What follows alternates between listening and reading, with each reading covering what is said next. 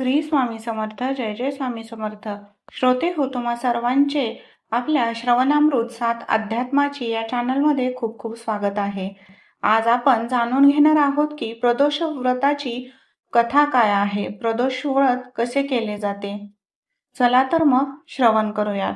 हिंदू धर्मामध्ये प्रदोष व्रत हे भगवान शंकरांना अत्यंत प्रिय असे मानले जाते. हे व्रत प्रत्येक पक्षाच्या त्रयोदशी तिथीस येते. संध्याकाळी सूर्यास्तानंतर प्रदोष व्रत केले जाते. यावेळेस भगवान शंकरांचे पूजन केले जाते. प्रदोष काळ म्हणजे काय तर सायंकाळी सूर्यास्त होण्याच्या अगोदरचा व नंतरचा 1.5 तासाचा जो कालावधी असतो त्यास प्रदोष काळ असे म्हणतात. यावेळेस भगवान शंकर हे कैलासावरती नृत्य करतात अशी मान्यता आहे.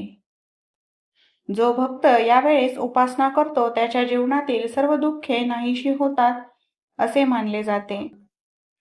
यासाठी एक कथा सुद्धा प्रचलित आहे. खूप वर्षांपूर्वीची गोष्ट आहे. देव आणि दानव यांच्यामध्ये सतत युद्ध सुरू होत असे. दानव हे अधिकच शक्तिशाली होत चाललेले होते आणि म्हणूनच इतर सर्व देवांना याची खूप काळजी पडलेली होती. देवांनी भगवान विष्णू आणि ब्रह्मदेवांकडे मदत मागितली. तेव्हा सर्व देवांनी मिळून भगवान शंकरांची आराधना केली.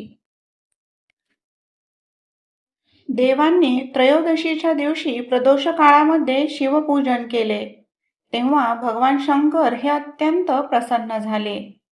परंतु त्यावेळी एक भयंकर राक्षस प्रकट झाला. त्याचे नाव होते धुंधुकार. तो राक्षस संपूर्ण दृष्टीचा नाश करू पाहत होता. त्याच्या या कृत्याने सर्वच देव अगदी भयभीत झाले. मग सर्वांनी एकत्र येऊन ओम नमः शिवाय असा जप सुरू केला. तेव्हा भगवान शंकरांनी प्रदोष काळामध्ये तांडव नृत्य सुरू केले आणि त्यांच्या 3ऱ्या नेत्रामधून अग्नी प्रकट झाला. त्या अग्नीने त्या राक्षसाचा नाश झाला. अशा प्रकारे सर्व देव आनंदित झाले व विनाश टळला. देवांनी भगवान शंकरांची स्तुती केली. त्यावेळी भगवान शंकर प्रसन्न होऊन त्यांनी असे वरदान दिले की जो भक्त प्रदोष काळामध्ये माझी पूजा करेल त्याचे सर्व दुःख, रोग, दारिद्र्य नष्ट होतील. आणि तेव्हापासूनच या प्रदोष व्रताची सुरुवात झाली. अशा पद्धतीने प्रदोष व्रताची कथा आहे. त्याचप्रमाणे शिवमहापुराणामधून देखील एका भक्ताची कथा सांगितली जाते.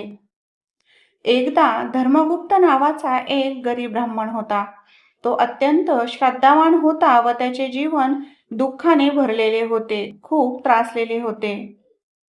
त्याला एकदा एका ऋषींनी सांगितले की तू प्रदोष व्रत कर, म्हणजे तुला जीवनातील दुःख, रोग, दारिद्र्य यांपासून सुटका मिळेल व तुझे जीवन हे आनंदी होईल. तेव्हा धर्मगुप्ताने श्रद्धेने उपवास केला. त्रयोदशी तिथीला उपवास केला. संध्याकाळी शिवपूजा केली व कथा देखील ऐकली. काही काळातच त्याची सर्व संकटे दूर झाली. त्याला धन, यश व सुख प्राप्त झाले व शेवटी मोक्षाची प्राप्ती झाली.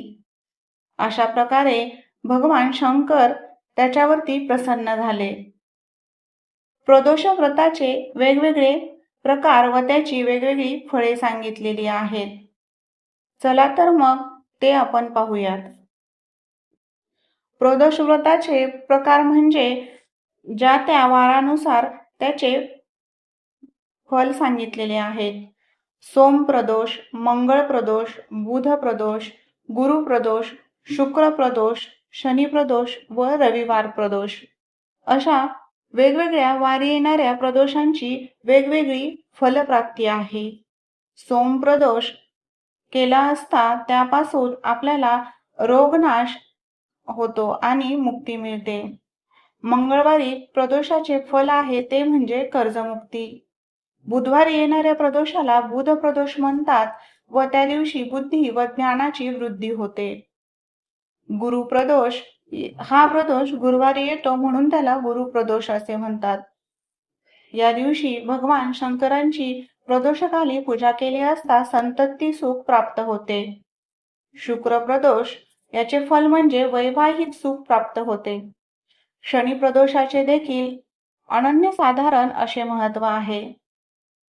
शनी प्रदोष केला असता भगवान शंकर आपल्यावरती प्रसन्न होऊन आपल्यावरती असणारे साडेसातीच्या कालामध्ये देखील आपल्याला शनिदेवांपासून कमी त्रास अनुभवास मिळतो. त्याचप्रमाणे शांती लाभते. व रविवारी येणारा प्रदोष हा आपल्याला आरोग्य व तेज हे फल देतो.